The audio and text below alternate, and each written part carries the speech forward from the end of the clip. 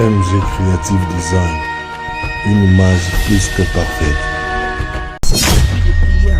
En nous aidant, ça mène jusque dans la dimension aquatique. Tu ne sais pas comment le faire. Il t'amène dans le soupir. Les soupirs dans sa dimension de l'esprit de prière. Les géants dans la prière. Poursuivant leur mission officielle dans l'espace Grand Kasaï, la ministre d'État, ministre des Hydrocarbures, Akasia Bandjoubou Lambongo, et la ministre des Affaires foncières, Onej Nsele, sont allés à Kabea Kamwanga. Les deux membres du gouvernement souminois ont emprunté la route nationale numéro 1 qui est en pleine réhabilitation. Arrivés à Kabea Kamwanga, Akasia Bandjoubou Lambongo et Onej Nsele ont été accueillis par l'administrateur du territoire et les agents et cadres de l'administration publique. Les deux membres du gouvernement et les responsables des sociétés pétrolières ont identifié les espaces où ériger les centres de stockage ainsi que les stations modulaires. Pour la patronne des hydrocarbures, c'est une mission d'une grande portée économique et sociale. La décision qui a été prise, c'est de mettre en place des centres de stockage ici à Kabea Kamwanga, à Ndomba, à Mweneditu. Nous allons mettre des stations modulaires tout au long de la route.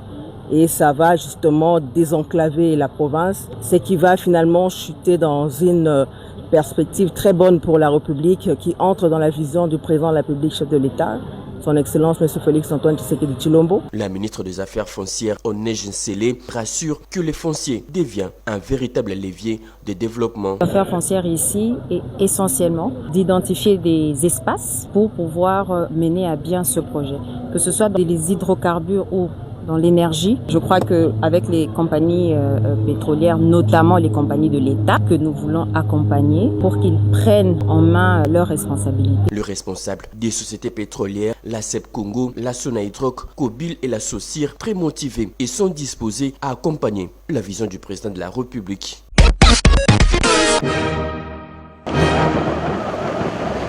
En visite d'inspection ce jeudi 8 janvier 2026, sur la nationale numéro 1, le gouverneur de la province du Kasaï central, Joseph Moïse Kamboulou Konko, a été se rendre compte de la reprise des travaux d'asphaltage entamés dans le cadre du projet 11 km. Débarqué non loin de l'entrée Oasis Malolé, l'autorité provinciale a noté avec attention la mise en œuvre de ces recommandations par la firme Safimex. Couche de roulement posée, lampadaire visible tout le long du trajet, voilà l'actuelle image de la ville de Kananga qui réjouit la population. Notre gouverneur est déterminé dans ses actions. Nous sommes contents de lui. Safimex fait son travail, mais il faut un bon contrôle. Moi, j'habite Oasis. Grâce à Joseph Moïse Kamboulou, je marche sur la chaussée. C'est une première pour moi. Saluant la présence de l'autorité sur cette section, ingénieur Paulin Mukendi annonce en même temps la correction des ratés enregistrés à la hauteur de la place commerciale Batetela. Partant de l'aéroport, nous venons d'atteindre des kilomètres d'asphaltage. On est en train d'avancer. D'ici mi-février, nous faisons vraiment des efforts pour atteindre Tchamandiba. Et nous allons avancer toujours à ce rythme-là jusqu'à terminer l'axe 3 et couvrir toute la route de la RN1 sur les tronçons qui nous concernent. On ne va pas se lasser d'expliquer les affaissements que vous avez constatés de l'autre côté. D'ailleurs, pour une parenthèse, il est programmé une intervention d'ici 48 heures pour pouvoir régler ça.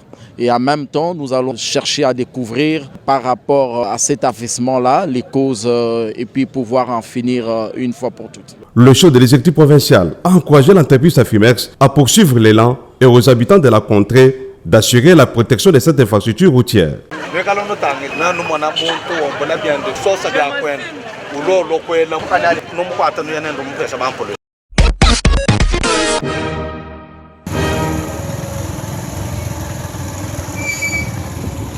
Le sénateur Jean Tshisekedi Kabasele a poursuivi sans désemparer sa tournée de restitution des activités menées à la Chambre haute du Parlement congolais dans différentes bases de la fondation qui porte son nom.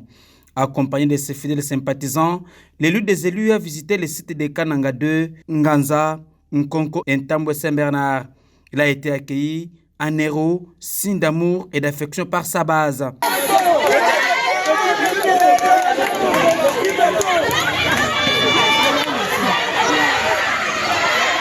Partout où il est passé, le sénateur Jean Tshisekedi Kabasele a reçu des dons de ses sympathisants déterminés à l'accompagner jusqu'au bout. Et en retour, Jean Tshisekedi Kabasele, jeune leader, a lancé l'opération Kananga Solution, qui consiste bien sûr à la remise d'un microcrédit aux membres de la Fondation Jean Tshisekedi Kabasele. Cette initiative vise à soutenir les efforts des populations locales et contribuer ainsi à l'amélioration de leurs conditions de vie. Dans sa peau d'un élu incontournable qui se soucie à plus haut niveau du développement de la province du Kasaï central, il met le cap à la Chitumbombo, située à plus ou moins 15 km de Kananga, dans le village de Bamboula. Ici, l'homme qui s'inscrit dans la droite vision du chef de l'État, Félix Antoine Tshisekedi Tshilombo, inspecte avec attention particulière les sites où sera érigée la centrale hydroélectrique qui devrait desservir la ville de Kananga en électricité. D'abord, il a commencé par la rivière Louloua pour chuter à la base vue que construit l'entreprise bénéficiaire du dit marché. Cette visite avait pour objectif de faire les points sur l'état d'avancement des travaux et de fournir ensuite un rapport au perchoir de la Chambre haute du Parlement congolais. Ça, il faut le dire, le sénateur Jean Tshisekedi Kabasele est déterminé à faire de sa fondation un véritable outil de développement pour la communauté. Avec ces initiatives, il compte contribuer à l'amélioration des conditions de vie des populations de Kananga et à faire de la ville de Kananga un exemple de développement en République démocratique du Congo.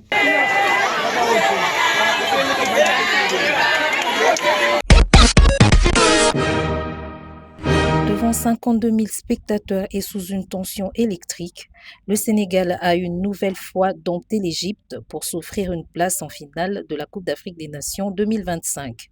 Au terme d'un combat tactique allétant, les Lions ont trouvé la faille à la 77e minute grâce à leur leader éternel, Sadio Mané, auteur d'un but aussi libérateur que symbolique. Cette frappe de Mané libère tout un peuple et hisse les Lions en finale de cette 35e édition, une 4e de leur histoire après 2002, 2019 et 2021. Face à une équipe qui aime défendre et qui a deux grands attaquants qui pouvaient nous faire mal, il fallait équilibrer. Les joueurs ont respecté cela. Après, on avait le ballon. En jouant dans la profondeur et sur les côtés, on pouvait sortir les centraux. On a pu donc le faire avec Mané, qui a débloqué cette situation, a déclaré Pape Thiaw, entraîneur des Lions de la Teranga.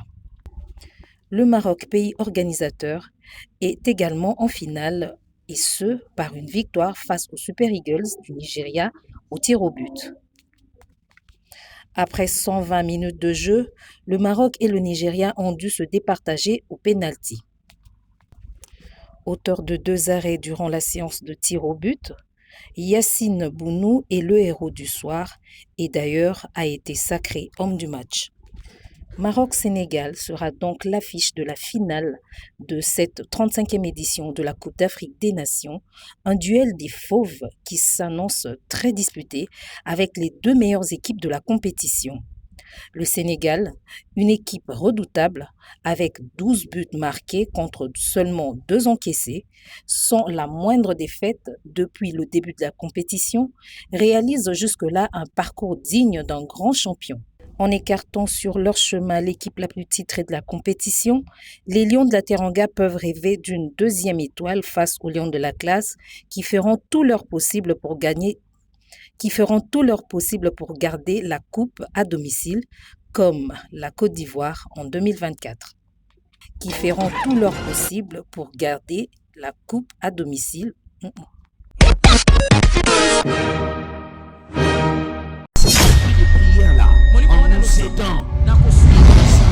Jusque dans la dimension aquatique, tu ne sais pas comment le faire. Il t'amène dans le soupir. Les soupirs dans sa dimension de l'esprit de prière. Les géants dans la prière.